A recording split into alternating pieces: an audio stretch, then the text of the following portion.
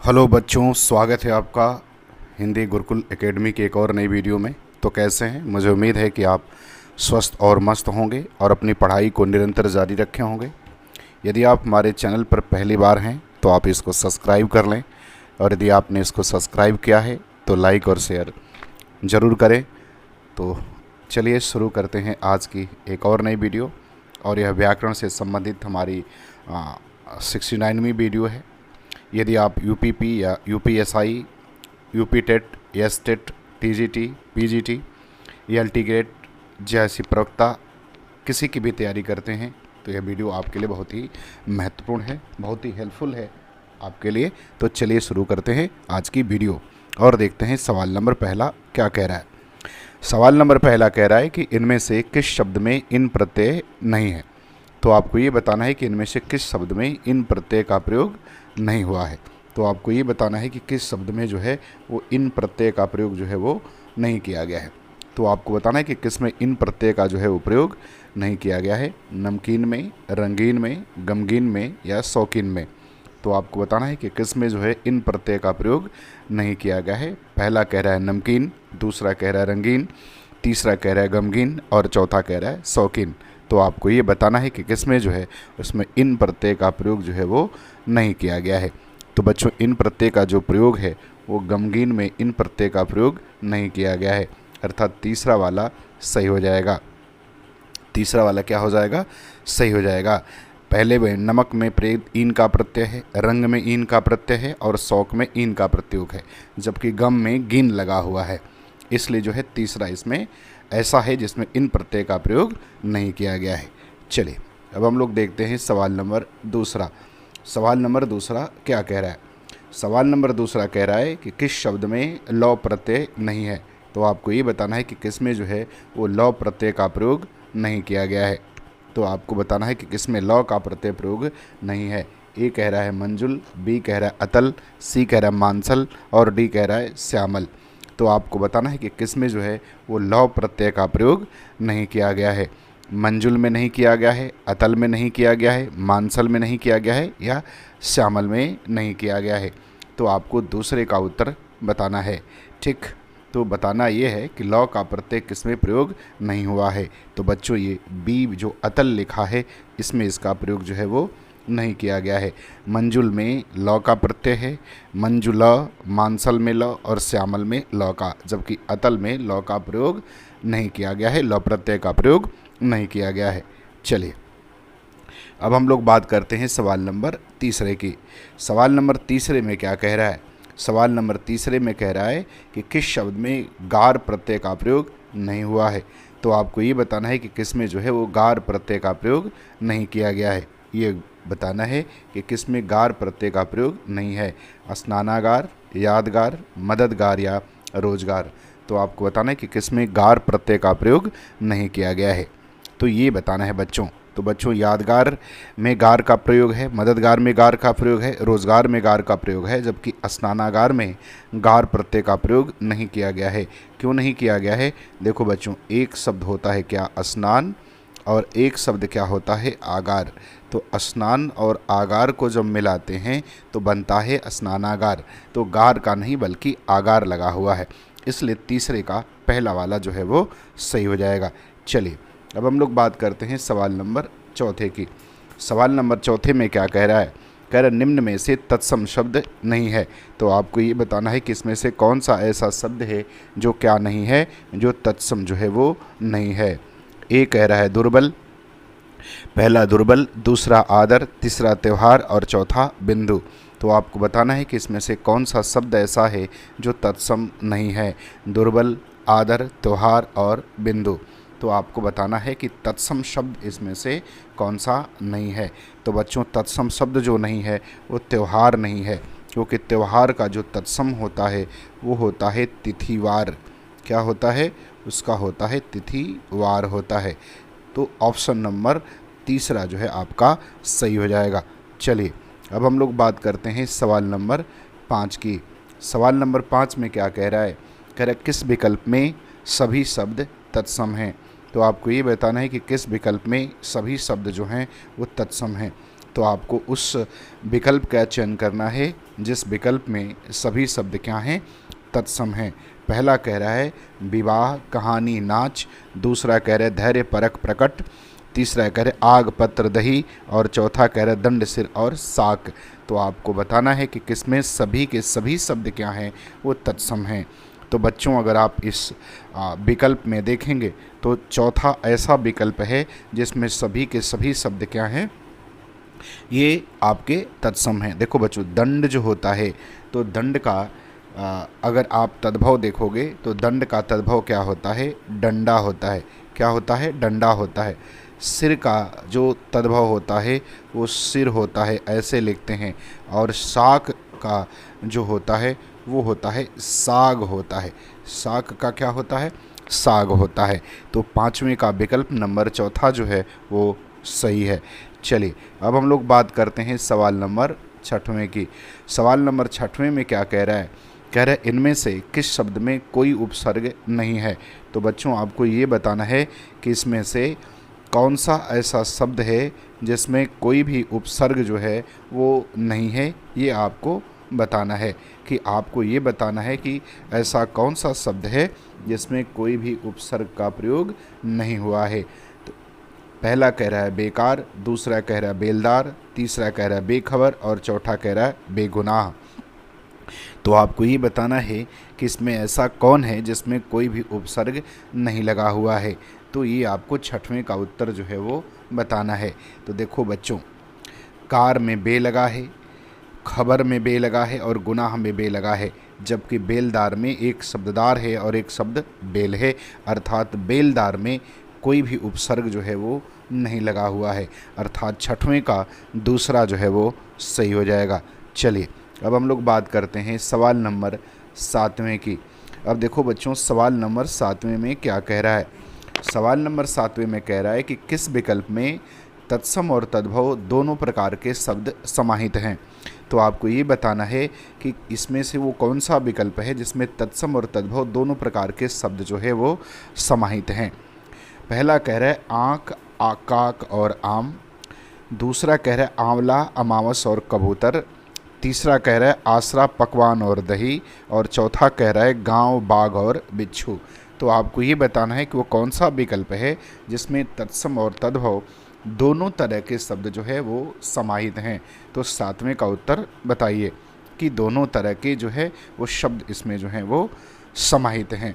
तो बच्चों अगर उत्तर आप देखोगे तो पहला जो है इसमें दोनों तरह के शब्द जो है वो क्या हैं, वो समाहित हैं।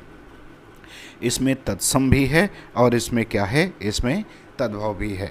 ठीक, क्या है, तत्सम भी है और तद्भव भी है, जबकि बाकी सभी में जो है वो तद्भव शब्दों का प्रयोग किया गया है। इसलिए 7वें का पहला वाला जो है वो सही हो जाएगा। चलिए अब हम लोग बात करते हैं सवाल नंबर 8वें की। सवाल नंबर 8वें में कह रहा है कि निम्नलिखित में से देशज शब्द है। तो आपको ये बताना है कि निम्न में से कौन सा शब्द जो है वो देशज है। पहला कह रहा है ओखली, दूसरा कह रहा है टुटका, तीसरा कह रहा है टिंटुआ और चौथा कह रहा है किवाड़। तो आपको बताना है कि इसमें से कौन सा शब्द जो है वो देशज है। ओखली, टोटका, तेंदुआ और किवाड़।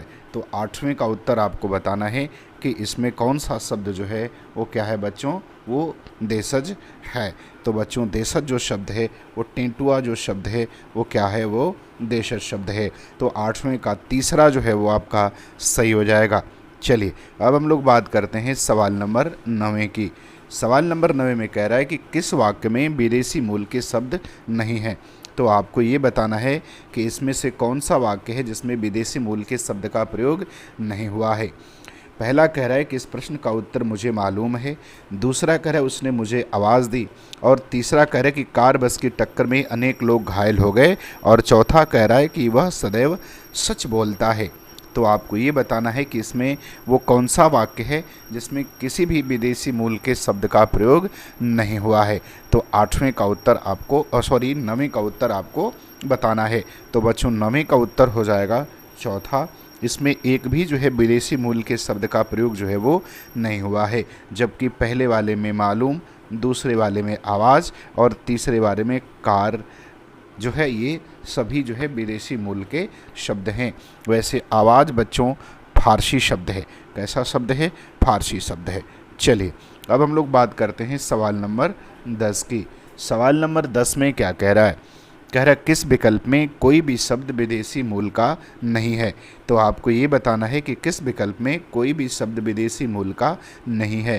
पहला कह रहा है दोस्त खुशी, दूसरा कह रहा है अकेला साहस, तीसरा कह रहा है देहात आसान और चौथा कह रहा है कि चेहरा और मौसम। तो आपको ये बताना है कि इसमें से वो कौन सा विकल्प है जिसमें कोई भी शब्द जो है वो विदेशी मूल का नहीं है। तो 10वें का उत्तर आपको बताना है। तो बच्चों 10वें का उत्तर हो जाएगा दूसरा वाला। इसमें दोनों शब्द जो है वो विदेशी मूल के नहीं हैं। जबकि पहला अगर आप दोस्त देखें तो दोस्त फारसी शब्द है। देहात को अगर आप दोस्त जो है वो फारसी शब्द है। देहात जो है वो क्या है? वो भी एक तरह का क्या है? फारसी शब्द है। तो अकेला और साहस ये दोनों ऐसे शब्द हैं जो भारतीय मूल के शब्द हैं, ये विदेशी मूल के शब्द नहीं हैं। तो 10वें का दूसरा जो है वो सही हो जाएगा। चलिए अब हम लोग बात करते हैं सवाल नंबर 11 की। सवाल नंबर 11 में कह रहा है कि किस विकल्प में सभी शब्द तद्भव हैं। तो आपको ये बताना है 11 में कि किस विकल्प के सभी शब्द क्या हैं? तद्भव हैं। पहला कह रहा है सहज, संजोग, समंदर, दूसरा कह रहा है गात, गाहक, गणपति, तीसरा कह रहा है चाँद, झरना, झुंड और चौथा कह रहा है छगड़ा, काजल और खेत। तो आपको बताना है कि किस विकल्प के सभी शब्द जो हैं वो क्या हैं? वो तद्भव हैं 11 में। तो बच्चों 11 में चौथा जो है इसमें सभी के सभी शब्द क्या हैं? वो तद्भव हैं। छगड़ा शब्द तद्भव है। छगड़ा का तत्सम सटक होता है। क्या होता है? इसका सटक होता है। काजल का कज्जल होता है। काजल का क्या होता है? तो इसका होता है कज्जल होता है। और खेत का बच्चों तत्सम क्षेत्र होता है। क्या होता है? क्षेत्र होता है। इसलिए 11 का विकल्प नंबर चौथा जो है वो सही हो जाएगा। चलिए अब हम लोग बात करते हैं सवाल नंबर 12 की। सवाल नंबर 12 में कह रहा है कि इनमें से विशेषण से बनी भाववाचक संज्ञा नहीं है। तो आपको ये बताना है कि इसमें से कौन सी ऐसी संज्ञा है जो विशेषण से नहीं बनी है। तो उसको आपको उत्तर करना है। पहला कह रहा है प्राथमिकता, दूसरा कह रहा है सुंदरता, तीसरा कह रहा है समता और चौथा कह रहा है ममता। तो आपको बताना है कि इसमें से कौन सी ऐसी संज्ञा है, भाववाचक संज्ञा नहीं है जो विशेषण से बनी हो। तो आपको इसका उत्तर देना है। तो बच्चों इसमें चौथा उत्तर सही हो जाएगा। ममता जो है वो विशेषण से बनी हुई भाववाचक संज्ञा नहीं है, जबकि प्राथमिक, सुंदरता और समता ये सभी जो है विशेषण से बनी भाववाचक संज्ञाएं हैं। ममता जो शब्द है ये मम शब्द होता है और मम का मतलब होता है मेरा, अर्थात यह सर्वनाम हो जाएगा। तो चौथा जो है 12 का सही हो जाएगा। चलिए अब हम लोग बात करते हैं सवाल नंबर 13 की। सवाल नंबर 13 में क्या कह रहा है? सवाल नंबर 13 में कह रहा है कि इनमें से क्रिया से बनी भाववाचक संज्ञा नहीं है। तो 13 में आपको बताना है कि क्रिया से बनी भाववाचक संज्ञा नहीं है। पहला कह रहा है पढ़ाई, दूसरा दौड़, तीसरा उतराई और चौथा खटाई। तो आपको बताना है कि कौन जो है इसमें क्रिया से बनी हुई भाववाचक संज्ञा नहीं है 13 में। तो बच्चों 13 का उत्तर चौथा सही हो जाएगा। खटाई जो है वो खट्टा शब्द से या खट्टा शब्द से बना हुआ है, इसलिए जो है यह क्रिया से बना हुआ भाव नहीं है।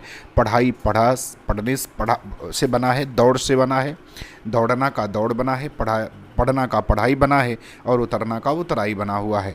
तो 13 का उत्तर चौथा सही हो जाएगा। चलिए अब हम लोग बात करते हैं सवाल नंबर 14 की। सवाल नंबर 14 में कह रहा है कि गुणवाचक विशेषण से संबंधित वाक्य कौन सा है। आपको ये बताना है कि गुणवाचक विशेषण से संबंधित इसमें से वाक्य कौन सा है।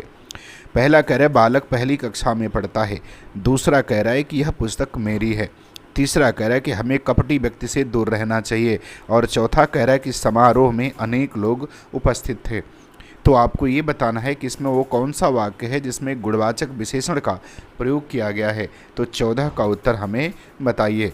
तो बच्चों 14 का उत्तर हो जाएगा तीसरा वाला, क्योंकि इसमें कपटी जो है वो क्या है, गुणवाचक विशेषण है। तो तीसरा जो है वो सही हो जाएगा सवाल नंबर 14 का। चलिए अब हम लोग बात करते हैं सवाल नंबर 15 की। सवाल नंबर 15 में कह रहा है कि किस वाक्य में क्रिया सकर्मक के रूप में प्रयुक्त हुई है। तो आपको ये बताना है कि किस वाक्य में क्रिया जो है वो सकर्मक के रूप में प्रयोग की गई है। पहला कह रहा है कि वह अभी तक सो रहा है। दूसरा कह रहा है बच्चा बहुत देर से रो रहा है। तीसरा कह रहा है कि धावक मैदान में दौड़ रहा है। और चौथा कह रहा है कि वह पतंग उड़ा रहा है। तो आपको बताना है कि इसमें कौन सा वाक्य है जिसमें क्रिया का सकर्मक रूप प्रयोग किया गया है। पहला, वह अभी तक सो रहा है। दूसरा, बच्चा बहुत देर से सो रहा है। तीसरा, धावक मैदान में दौड़ रहा है। और चौथा, वह पतंग उड़ा रहा है। तो बच्चों इसमें जो सही हो जाएगा वो चौथा हो जाएगा, क्योंकि उड़ना क्रिया जो होती है वो कर्मक होती है, लेकिन यहाँ उड़ा रहा है अर्थात क्रिया का प्रेरणार्थक रूप प्रयोग किया गया है। और जब क्रिया का प्रेरणार्थक रूप प्रयोग किया जाता है तो वह क्रिया सकर्मक हो जाती है, इसलिए 15 का चौथा जो है वो सही हो जाएगा। चलिए अब हम लोग बात करते हैं सवाल नंबर 16 की। सवाल नंबर 16 में कह रहा है कि किस विकल्प में सभी संज्ञा शब्द क्रिया शब्दों से निर्मित है। तो आपको ये बताना है कि सभी शब्द जो है वो क्रिया शब्दों से निर्मित हैं। पहला कह रहा है भूल हंसी। दूसरा कह रहा है शिक्षा अच्छाई। तीसरा कह रहा है मिठास सुनाव। और चौथा कह रहा है पूजा और जवानी। तो आपको बताना है कि सभी शब्द जो है वो संज्ञा से निर्मित हैं। संज्ञा शब्द से क्रिया का क्या हुआ है, निर्माण हुआ है। तो 16 का उत्तर बताइए। तो बच्चों 16 का उत्तर सही हो जाएगा पहला, भूलना और हंसना। इससे जो है भूल और हंसी बना हुआ है, इसलिए 16 का पहला सही हो जाएगा। चलिए अब हम लोग बात करते हैं सवाल नंबर 17 की। 17 में कह रहा है कि क्रिया विशेषण रहित वाक्य है। आपको ये बताना है कि वो कौन सा वाक्य है जो क्रिया विशेषण रहित है। पहला कह रहा है मेरी बात ध्यानपूर्वक सुनो। दूसरा कह रहा है वह अपनी कक्षा का सबसे होशियार विद्यार्थी है। तीसरा कह रहा है सुबह से वर्षा लगातार हो रही है। और चौथा कह रहा है वे अचानक चले गए। तो आपको बताना है कि इसमें वो कौन सा वाक्य है जो क्रिया विशेषण रहित वाक्य है। तो 17 का उत्तर क्या हो जाएगा बच्चों? 17 का उत्तर हो जाएगा दूसरा। क्या हो जाएगा? दूसरा हो जाएगा, क्योंकि इसमें क्रिया विशेषण नहीं बल्कि विशेषण का प्रयोग किया गया है, इसलिए 17 का दूसरा जो है वो सही हो जाएगा। चलिए अब हम लोग बात करते हैं सवाल नंबर 18 की। सवाल नंबर 18 में कह रहा है कि किस वाक्य में संबंध सूचक अव्यय का प्रयोग हुआ है। आपको 18 में बताना है कि किस में संबंध सूचक अव्यय का प्रयोग किया गया है। पहला कह रहा है कि धन के बिना किसी का काम नहीं चलता है। दूसरा कह रहा है कि उसने परिश्रम किया इसलिए वह सफल हुआ। तीसरा कह रहा है मैं घर जा रहा हूँ ताकि आराम से पढ़ सकूँ। और चौथा कह रहा है उपरोक्त सभी। तो आपको बताना है कि संबंध सूचक अव्यय का किस में जो है वो प्रयोग किया गया है 18 वाले सवाल में। तो बच्चों 18 में जो है वो ऑप्शन नंबर पहला सही हो जाएगा। इसमें संबंध सूचक अव्यय का प्रयोग किया गया है, इसलिए 18 का उत्तर कौन सा होगा? पहला वाला सही हो जाएगा। चलिए अब हम लोग बात करते हैं सवाल नंबर 19 का। सवाल नंबर 19 में कह रहा है कि विस्मयादिबोधक शब्दों के संबंध में कौन सा कथन सही है। तो आपको ये बताना है कि विस्मयादिबोधक शब्दों के संबंध में इनमें से कौन सा कथन सही है। पहला कह रहा है इनमें वचन के अनुसार विकार होता है। दूसरा कह रहा है कि ये केवल शोक और घृणा का भाव प्रकट करते हैं। तीसरा कह रहा है ये वाक्य रचना के अनिवार्य घटक हैं। और चौथा कह रहा है कि ये प्रायः वाक्य के प्रारंभ में आते हैं। तो आपको बताना है कि विस्मयादिबोधक के संबंध में कौन सा कथन जो है वो सही है। तो बच्चों कथन जो सही है वो चौथा सही है, बाकी सभी के सभी कथन जो हैं वो गलत हैं। तो चौथा सही है। कौन सा सही है? चौथा सही है। चलिए अब हम लोग बात करते हैं सवाल नंबर 20 की। सवाल नंबर 20 में कह रहा है कि किस वाक्य में निपात का प्रयोग नहीं हुआ है। तो आपको बताना है कि किस वाक्य में निपात का प्रयोग जो है वो नहीं किया गया है। और बच्चों निपात भी एक तरह का अव्यय ही होता है। पहला कह रहा है वह कल ही चला जाएगा। दूसरा कह रहा है मैं भी उसके साथ जाऊंगा। तीसरा कह रहा है मुझे 1 गिलास दूध चाहिए। और चौथा कह रहा है कि वह तो आज जाएगा। तो आपको बताना है कि किस वाक्य में निपात का प्रयोग जो है वो नहीं हुआ है। सवाल नंबर 20वां। तो बच्चों 20वें में तीसरे में निपात का प्रयोग नहीं किया गया है, जबकि इसमें वह कल ही आएगा, इसमें मैं भी प्रयोग किया गया है, वह तो का प्रयोग किया गया है। तो बाकी सब में प्रयोग किया गया है, बशर्ते तीसरे वाले विकल्प में प्रयोग नहीं किया गया है, इसलिए उत्तर तीसरा सही हो जाएगा। चलिए अब हम लोग बात करते हैं सवाल नंबर 21 की। सवाल नंबर 21 में कह रहा है कि किस वाक्य में क्रिया अकर्मक रूप में प्रयुक्त हुई है। तो आपको बताना है कि किस वाक्य में क्रिया का अकर्मक रूप प्रयोग हुआ है। पहला कह रहा है वह बिना बात ही हंस रही है।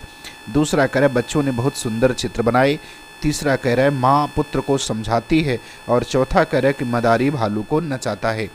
तो आपको 21 में बताना है कि किस वाक्य में क्रिया का अकर्मक रूप जो है वो प्रयोग किया गया है। 21 में आपको बताना है। तो बच्चों 21 में पहला जो ऑप्शन है इसमें क्रिया का अकर्मक रूप प्रयोग किया गया है। किस में किया गया है? तो पहले वाले में क्रिया का अकर्मक रूप प्रयोग किया गया है, बाकी सभी में क्रिया का सकर्मक रूप प्रयोग हुआ है। चलिए अब हम लोग बात करते हैं सवाल नंबर 22 की। सवाल नंबर 22 में कह रहा है किस विकल्प में सभी विशेषण शब्द संज्ञा शब्दों से निर्मित हैं। तो आपको ये बताना है कि किस सभी विशेषण जो है उस संज्ञा शब्दों से बने हुए हैं। पहला कह रहा शिक्षक कमाऊँ, दूसरा कह रहा भीतरी आपसी, तीसरा कह रहा पीड़ित दयनीय और चौथा कह रहा वार्षिक और निचला। तो आपको ये बताना है कि इसमें से सभी शब्द जो हैं वो विशेषण से निर्मित हैं। तो सभी संज्ञा शब्द जो है वो विशेषणों से निर्मित हैं। तो 22वें का उत्तर क्या हो जाएगा? तो 22वें का उत्तर बच्चों हो जाएगा तीसरा। पीड़ा और दया ये दोनों विशेषण शब्द हैं और इससे जो है ये संज्ञा शब्द निर्मित हैं। पीड़ित और दयनीय अर्थात 22 का तीसरा जो है वो सही हो जाएगा। चलिए अब हम लोग बात करते हैं सवाल नंबर 23 की। सवाल नंबर 23 में कह रहा है कि निम्नलिखित में नदी का पर्यायवाची नहीं है। तो आपको ये बताना है कि नदी का पर्यायवाची जो है वो नहीं है। किसका पर्यायवाची नहीं है? तो बच्चों नदी का जो है वो पर्यायवाची नहीं है, ये आपको बताना है। नदी का पर्यायवाची नहीं है, इसके बारे में आपको बताना है। पहला कह रहा है सरसी, दूसरा कह रहा है आपगा, तीसरा कह रहा है पश्विनी और चौथा कह रहा है तटिनी। तो आपको बताना है कि इसमें नदी का कौन सा शब्द जो है वो पर्यायवाची नहीं है, इस बारे में आपको बताना है। तो बच्चों नदी का जो पर्यायवाची नहीं है वो इसमें से क्या होगा? तो बच्चों वह हो जाएगा पहला सरसी जो है वो नदी का पर्यायवाची नहीं है, बल्कि सरसी का मतलब क्या होता है? सरसी का मतलब होता है जलाशय। क्या होता है? तो इसका मतलब होता है जलाशय होता है। क्या होता है? जलाशय होता है। चलिए अब हम लोग बात करते हैं सवाल नंबर 24 की। सवाल नंबर 24 में क्या कह रहा है? सवाल नंबर 24 में कह रहा है कि किस विकल्प में सभी शब्द पेड़ के पर्यायवाची हैं। तो आपको ये बताना है कि किस में पेड़ के सभी शब्द क्या हैं? पर्यायवाची हैं। पहला कह रहा है वृक्ष अरण्य, दूसरा कह रहा है रसाल पादप, तीसरा कह रहा है पूप तरु और चौथा कह रहा है विपट और द्रुम। तो आपको ये बताना है कि किस विकल्प के सभी शब्द जो हैं वो पेड़ के क्या हैं? पर्यायवाची हैं 24 में। तो बच्चों जो है इसका उत्तर चौथा हो जाएगा। विपट और द्रुम जो है वो सभी के सभी किसके पर्यायवाची हैं? पेड़ के क्या हैं? पर्यायवाची हैं। तो 24 का चौथा सही हो जाएगा। चलिए अब हम लोग बात करते हैं सवाल नंबर 25 की। सवाल नंबर 25 में क्या कह रहा है? कह रहा है कि किस विकल्प में परस्पर पर्यायवाची शब्द नहीं है। तो आपको ये बताना है कि किस विकल्प में परस्पर जो है पर्यायवाची शब्द नहीं है। पहला कह रहा है इच्छा अभिष्ठा, दूसरा कह रहा है कपोत और पिक, तीसरा कह रहा है रात यामिनी और चौथा कह रहा है ऊँट और करभ। तो आपको बताना है कि किस विकल्प में परस्पर पर्यायवाची शब्द का प्रयोग नहीं किया गया है। तो बच्चों 25 का जो दूसरा ऑप्शन है इसमें नहीं है। क्यों नहीं है? क्योंकि बच्चों कपोत का मतलब कबूतर और पिक का मतलब क्या होता है? कोयल होता है। क्या होता है? कोयल होता है। तो ये दोनों परस्पर पर्यायवाची जो है वो नहीं है। चलिए अब हम लोग बात करते हैं सवाल नंबर 26 की। सवाल नंबर 26 में कह रहा है किस वाक्य में निपात का प्रयोग हुआ है। तो आपको ये बताना है कि किस वाक्य में निपात का क्या किया गया है? प्रयोग किया गया है। पहला कह रहा है वह पटना गया था, दूसरा कह रहा है मुझे आने तो दो, तीसरा कह रहा है संभवतः वह आएगा और चौथा कह रहा है मैं कल आ सकता हूँ। तो आपको बताना है किस वाक्य में निपात का प्रयोग हुआ है। तो 26 का उत्तर आपको बताना है कि किस वाक्य में निपात का प्रयोग हुआ है। तो बच्चों 26 का उत्तर जो है वो दूसरा सही हो जाएगा। मुझे आने तो दो, इसमें निपात का प्रयोग किया गया है, तो इसमें निपात है। चलिए अब हम लोग बात करते हैं सवाल नंबर 27 की। सवाल नंबर 27 में कह रहा है कि किस विकल्प में विलोम शब्द युग्म नहीं है। तो आपको बताना है कि किस विकल्प में विलोम शब्द युग्म नहीं है। पहला कह रहा है ऋजु और वक्र, दूसरा कह रहा है सघन और विरल, तीसरा कह रहा है संगह परिग्रह और चौथा कह रहा है सम्मुख और विमुख। तो आपको बताना है किस में जो है विकल्प सही नहीं है। तो बच्चों अगर 27 का उत्तर देखेंगे तो तीसरा सही नहीं है। संग्रह का परिग्रह नहीं होता बल्कि संग्रह का विग्रह होता है। तो तीसरा जो है वो विकल्प सही नहीं है। कौन सा? तीसरा। चलिए अब हम लोग बात करते हैं सवाल नंबर 28 की। 28 में कह रहा है कि निम्नलिखित में से विलोम युग्म है। आपको बताना है कि इसमें कौन सा विलोम युग्म एकदम सही है, उसको बताना है। पहला कह रहा है सामिस आमिस, विनीत अभिज्ञ, मूढ़ विमूढ़ और सुकर और दुष्कर। तो आपको बताना है कि किसमें विकल्प, कौन सा विकल्प ऐसा है जिसमें से विलोम जो है वो युग्म सही है। तो बच्चों अगर 28 का आप देखोगे तो 28 का चौथा जो है वो सही हो जाएगा, सुकर का दुष्कर होता है। लेकिन अब देखो सामिस का निरामिस होगा, विनीत का क्या होगा? तो विनीत का धृष्ट हो जाएगा और मूढ़ का क्या होगा? तो मूढ़ का मूर्ख हो जाएगा। बाकी तीनों गलत है, सही कौन सा है? वो चौथा है। चलिए अब हम लोग बात करते हैं सवाल नंबर 29 की। सवाल नंबर 29 में कह रहा है कि किस विकल्प में समश्रुत भिन्नार्थक शब्दों का अर्थभेद सही नहीं है। तो आपको बताना है कि समश्रुत भिन्नार्थक शब्दों का अर्थभेद सही नहीं है। वृंत वृंद, समूह डंठल, सोथ शोध, सृजन शुद्धि संस्कार, वसन व्यसन, कपड़ा बुरीलत, ऋत ऋतु, सही सच्चा, मौसम बरस का एक भाग। तो बताना कि कौन सा इसमें विकल्प एकदम सही नहीं है। तो बच्चों ए सही नहीं है, ये उल्टा लिखा हुआ है। वृंत का मतलब डंठल होता है और वृत्त का मतलब समूह होता है, तो ये उलट करके लिखा हुआ है। अगर सीधा लिखा रहता तो सही हो जाता, तो ये गलत लिखा हुआ है।